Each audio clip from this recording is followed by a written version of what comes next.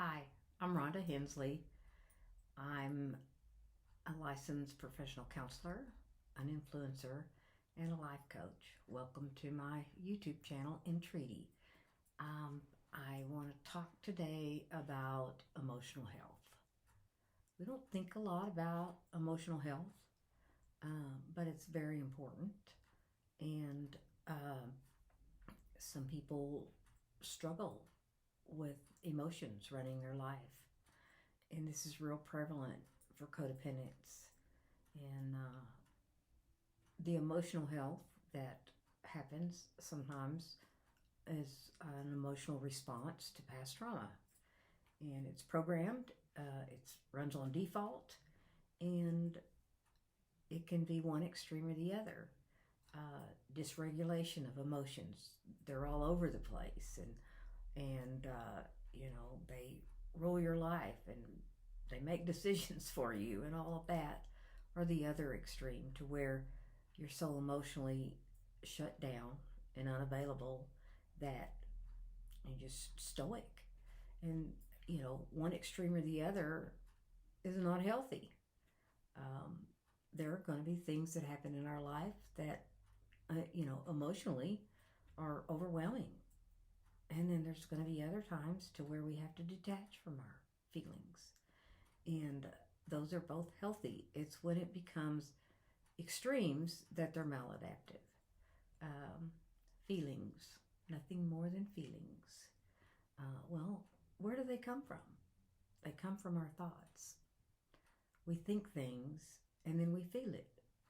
And you have to back that up. And, if you have irrational beliefs that drive negative thinking, and then there's the, behavior that comes from that. And I know that all the negative things that come from negative thinking and negative emotions are complaining, commiserating, awfulizing, gossiping, blaming, judgmental, worry, self-pity.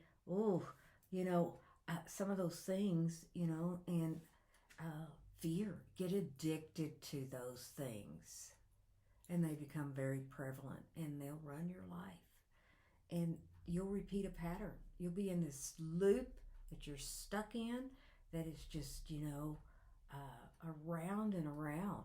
And, whatever you think, you become, and whatever you, the way you act, or you attract that. It's the law of attraction. And so when you put negative stuff out into the universe, you're going to get negative stuff back. What helps to change this emotional state? Well, you back it up. What changes your thinking? Back it up. What changes your beliefs? And that is to become self-aware. Self-awareness. Meditation helps rewire your brain to a more positive response. Things would happen and that would trigger my trauma response, and the way I would feel would be threatened. And then I'd do this sideways behavior. And I had to do some thinking about, what is it that I'm feeling that causes me to react and to lash out and to do those things. And it was threatened. It always came down to threatened. And what threatened me? Well, the fear that I was going to be rejected or abandoned. The fear of persecution, fear I wasn't going to be liked. I shut down my emotions. If you really knew me, you would not love me. And I couldn't get in touch with my feelings. I didn't have a clue what I was feeling until I just felt angry. And anger is a second emotion. Underneath anger is unmet needs, hurt, or fear. And it comes out as anger. Anger keeps you away from me. Anger makes me feel like I'm in control. But it is an illusion. And if I continue to think that life is awful and everything bad is going to happen, then it's going to be a self-fulfilled prophecy. It just continues in my life.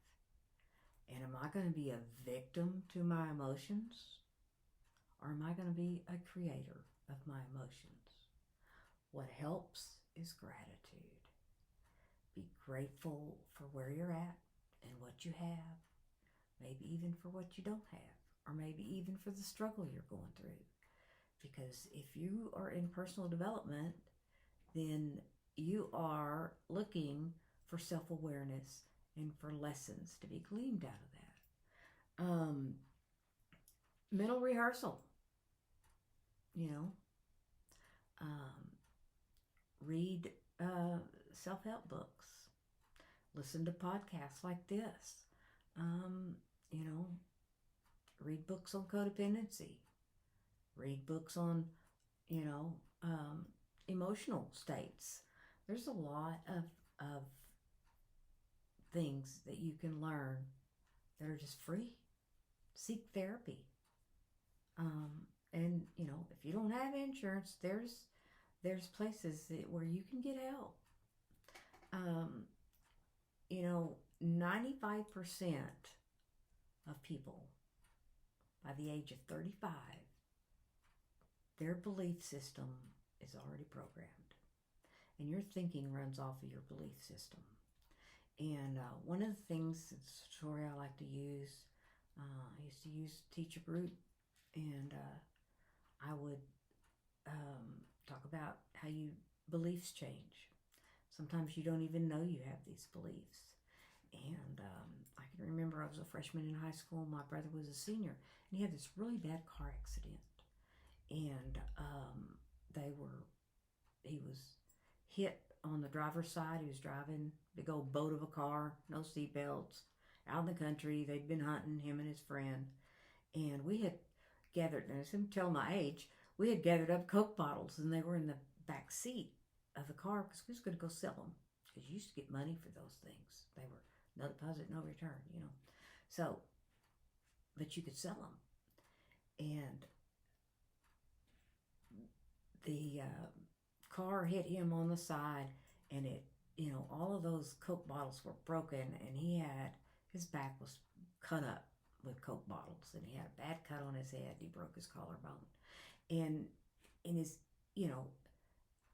injuries were not life-threatening, but there was a lot of blood. And I can remember, we lived in a small town in Oklahoma, and the sirens, you could hear them when they went out. We knew something had happened.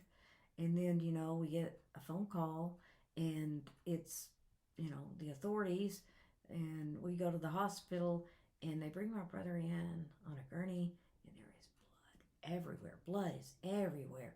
And I was just like, the trauma of that, because it really appeared that my brother was really, really bad. And just the trauma. And there was this trigger that went off. I was upset and I cried. And, that sets in that trauma. And the feeling. So every time from then on, I would hear the sirens and I would think, something bad's happened. Oh my God, something bad has happened. And that was my thought process. So fast forward several years into recovery, trying to do positive mindset, trying to change what I believed about things, change my perspective to a positive mindset. And I can remember hearing some sirens one day, and the thought came, help's on the way. Now, I don't know really when. I don't really know how. I just know the thought and the feeling behind that was different. Instead of it being, oh my God, something horrible has happened, I thought, help is on the way. I just switched my perspective about a trauma trigger that was a sound. That's how personal development works. That's how our feelings change. If your thought processes are running the bus, your feelings are right behind them. And if they're negative, you're going this way. And the only way to change that is to change the behavior and drive it this way to a positive behavior. Meditation will change your belief and thought process more than anything else you can do. Input, positive input. If you can do mindfulness meditation or guided meditation and release that stuff to the universe will begin to bring you positive things. Change can happen, and change is there for anyone that wants to seek it. And I would implore you to do that. Entreaty, is to, implore someone else with help to help someone. And that's what I try to do here. If you like what I share, hit subscribe, hit the like button. If you don't like what I share, hit the dislike button. Not everybody's going to like what I have to say or the way I say it. If you know someone else that you think might benefit from what I say, share it with them. I hope you have a kick-ass day, and I hope you remember to be you.